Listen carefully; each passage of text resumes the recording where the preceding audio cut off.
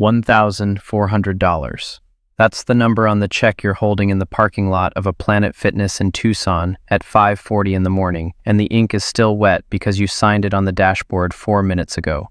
The desert cold hasn't burned off yet. Your breath fogs the windshield of a 2009 Corolla with 190,000 miles and a back seat you folded flat into a bed. The check is your deposit, not on an apartment, on the idea that the next 14 months are going to hurt on purpose. You have a gym membership for $22.99 a month, and it is the most important line item in your budget because it is where you shower. That is the paradox you woke up inside of this morning. You are not broke. You are, in fact, saving money faster than anyone you know, and you are living in a car to do it. Nobody tells you that scarcity has a smell. Yours is menthol from the travel-sized toothpaste, gym disinfectant, and the faint sweetness of the oranges you keep in the passenger footwell because they don't spoil. Let's back up 8 weeks to the ordinary world you set fire to on purpose. You are paying $1,150 a month for a one-bedroom on the east side. You make $58,000 a year as a surgical tech at the hospital on Grant Road. Good money, steady, the kind of job that doesn't disappear in a recession because people keep needing their gallbladders out. After taxes and health insurance, you are bringing home about $3,600 a month. Rent, car, phone, food, the minimum on a student loan. At the end of the month, there was maybe $200 left, and that $200 had a way of evaporating. Your best friend is a nurse named Megan. Same floor, opposite schedule, so you overlap in the break room at the seam between her shift ending and yours beginning. She has a laugh that makes the vending machine feel less fluorescent. She also has a boyfriend with a boat he can't afford and a lease on a Tahoe, and she pays for more of that life than she admits. When you split a $15 breakfast burrito order, she Venmos you $7.50 without a word, every time, and you both know it's the only money in her week that behaves. Neither of you ever says that out loud. That's the thing about Megan. She's the version of you that keeps the apartment. One night you run the math you'd been avoiding. If you killed the rent, all of it, you could save close to $1,800 a month. In 14 months, that's a little over $25,000. Enough. Enough for something you'd read about at 2 a.m. on a forum. Buy a small multi-unit property with an FHA loan, live in one unit, rent out the others, and let the tenants pay your mortgage. House hacking. That's the term. You didn't invent it, and you won't be the last to try it. But sitting in that apartment, you understood it in your body. A home that pays for itself is not an expense, it's an employee. You gave notice the next morning. You didn't tell Megan why. That's the first thing you kept from her. It will not be the last. The first month in the car nearly breaks you. Not the discomfort, you'd braced for that. It's the loneliness that has teeth. You park in a rotation of 3 lots so no one notices. The Planet Fitness, a 24-hour Walmart, a hospital garage where your badge gets you in. You eat dinner at 9 p.m. in the Corolla with the dome light off because a lit car in a dark lot draws eyes. You learn that a car cools down in 11 minutes once the engine's off. You learn to sleep in a beanie. But here's what the forums don't tell you. The first real thing you learn isn't about houses. It's about the psychology of scarcity, how a brain under financial stress narrows, how it starts making decisions from a crouch. Researchers have a name for it. They found that the cognitive load of poverty can consume mental bandwidth equivalent to losing a full night's sleep every single night. You feel it. You catch yourself standing in the Walmart at midnight, unable to choose between 2 brands of rice, paralyzed, because when every dollar is a soldier, you can't afford to deploy one wrong. So you build a system, because a system doesn't get tired. You automate the transfer. The day your paycheck lands, $1,800 leaves your checking account before your scared brain can touch it. You never see it. You can't spend what you never feel arrive. By month 3, there's $5,400 in the account. You screenshot it. You send it to nobody. Then Megan asks you to be in her wedding. She's engaged now, the boat boyfriend, of course, and the bridesmaid dress is $340, and the destination is Sedona, and the whole thing is going to cost you the better part of a month's savings. You sit in the hospital garage in your car afterward, and you do something you're not proud of. You tell her you can't afford it, which is true, but you say it in a way that lets her believe you're broke, when the truth is you have $5,000 and a plan you're too superstitious to explain. You let your best friend think you're drowning so you don't have to admit you jumped. She's quiet for a second. Then she Venmos you $170. Toward the dress, she writes. Just come. You stare at that number for a long time. You accept it. You hate that you accept it. You go to the wedding in a dress your best friend half paid for, and you dance, and you do not tell her that you slept in a Walmart parking lot the night before because the drive back was too far. That's the second thing you kept from her. Here's what nobody warns you about sacrifice. It works, and that's the dangerous part. Month 7, $12,600. Month 10, $18,400. The number becomes a drug. You start skipping meals not because you have to, but because the discomfort feels like progress. You lose 11 pounds you didn't need to lose. One morning in the gym mirror, you don't recognize the person brushing their teeth, and it isn't the weight, it's the eyes. You've started treating your own life like an expense to be minimized. This is the part the discipline gurus leave out. Sacrifice and self-erasure feel identical from the inside. The line between them is invisible until you've crossed it. There is no rule for finding that line. This part just hurts. You call your mother. You don't tell her where you're sleeping. You just ask her to talk for a while, about nothing, and she does, and the sound of her voice through the phone in a dark parking lot is the warmest thing you've touched in weeks. Month 14. The account reads $26,900. You find the property on a Tuesday, a duplex on the wrong side of a good neighborhood, listed at $310,000, 2 units, one long-term tenant already paying $1,250 in the back unit. And now the education gets real, because a number in a savings account is potential energy, and a mortgage is the machine that converts it. You go FHA. This is the entire reason the last 14 months were possible. A conventional loan on an investment property would want 20–25% down, $70,000 you don't have. But an FHA loan lets you put down 3.5% on a multi-unit up to 4 units, as long as you live in one of them for at least a year. On $310,000, that's $10,850 down. The government is essentially subsidizing your first rung because you're willing to share a wall with your tenant. You almost cry at the closing table, not because of the house, because the loan officer slides the papers across and says, "Congratulations, homeowner," and you handled something enormous without it becoming a crisis, and you'd forgotten that was a thing your life could do. You keep the rest of the savings, $16,000, as a reserve. This is the discipline that survives the sacrifice. You learned it in the parking lot. The danger isn't spending too much, it's leaving yourself with no margin.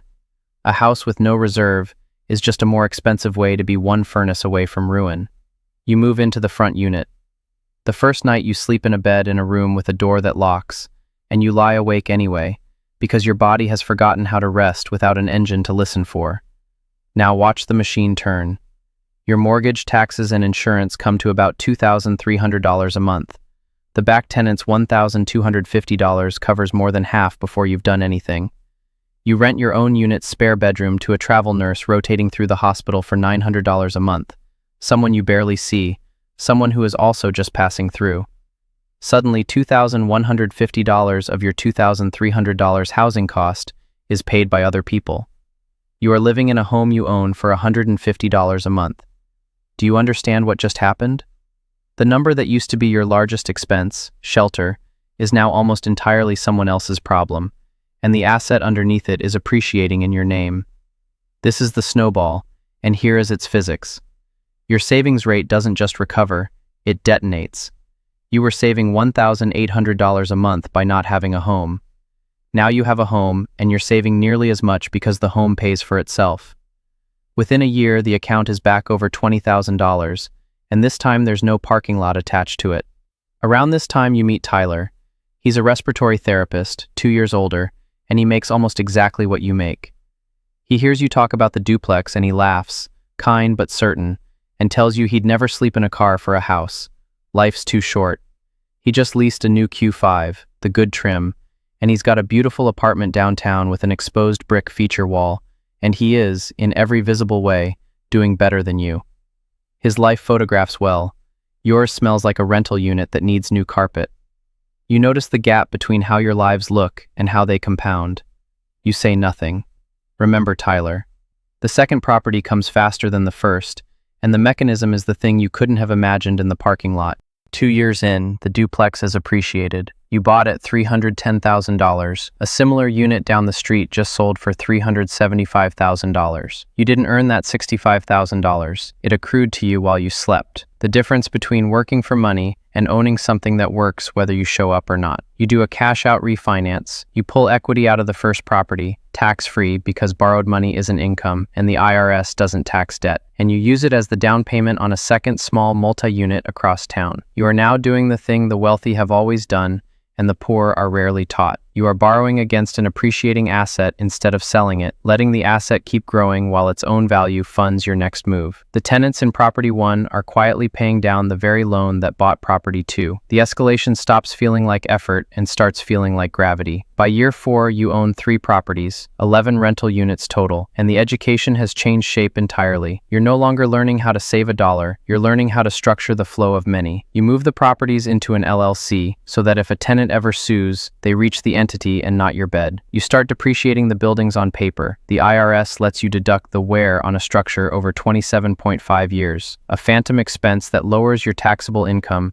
even as the real building goes up in value. You show a loss on paper while the account grows in reality. The first time your accountant explains it, you laugh out loud in his office because you spent 14 months treating your own body as a phantom expense, and here is the tax code doing the same trick with brick. Your net worth crosses $400,000 on an ordinary Wednesday, and you feel almost nothing. You would have wept over $400,000 in the Corolla. Now it's just a figure that means the reserve is deeper. The money got quieter as it got bigger. That's the part they never tell you. Then Megan calls, and the machine stops mattering for a while. She's getting divorced. The boat is repossessed. The Tahoe went back. She's crying on the phone at 11 p.m., and she says the thing that opens the loop you planted 3 years ago without knowing it. You always knew how to be alone with money. I never learned that. I just kept paying for other people's version of a good life. And you understand, standing in a unit you own, that the $7.50 she used to Venmo you was never about the burrito. It was the only boundary she had, the one place she made someone else carry their own weight. And you let her think you were broke for a year, when what she needed was for someone to tell her the truth about money out loud, that you were sleeping in a car by choice, that discipline was possible, that there was another way to live. You had the map. You hid it from her to protect a plan. That's the loss you can't refinance, not the friendship that survives. What's gone is the version where you were honest with her when it mattered, where your sacrifice could have been a lighthouse instead of a secret. Here is the most important thing the parking lot taught you, and you only understand it now, at $400,000, on the phone with a crying friend. Net worth measured alone is a number that grows away from everyone who isn't inside it with you. Wealth built in silence buys freedom and forfeits belonging in the same transaction. So you do something with the money that isn't about the money. You restructure, not to maximize returns, to maximize the thing the returns were always supposed to protect. You take one of your smaller units off the rental market and you tell Megan to move in at cost, no profit, until she's standing on her own. It's a decision your spreadsheet hates. It costs you maybe $11,000 a year in foregone rent. You run the numbers and then you do it anyway. And the doing it anyway is the first financial decision in 4 years that doesn't feel like gravity. It feels like a choice. You start telling people the truth. When someone at the hospital asks how you did it, you don't give them the myth. You give them the car, the 11 pounds, the eyes in the mirror, the automated transfer, the FHA loan, the reserve you never spent. You tell them the sacrifice was a bridge, not a home, that the whole point of a bridge is that you're supposed to get off it. Anyone who romanticizes the parking lot didn't sleep in it. And you see Tyler one more time. He's still leasing, a new one now, the Q7, because the family grew. His life still photographs beautifully, but over coffee he mentions lightly, the way people mention a bruise they're pretending not to feel, that his rent went up again, that he's 41 and starting to do the math on retirement, and the math is quiet in a way that scares him. He never bought the thing that pays for itself. He rented the appearance of a rival for 15 years, and appearances don't appreciate. He's not broke. He's just running a race with no finish line, and he's only now noticing there's no ribbon at the end. You don't say any of this. You just pick up the check. He lets you. That's the whole conversation. Your portfolio crosses $1 million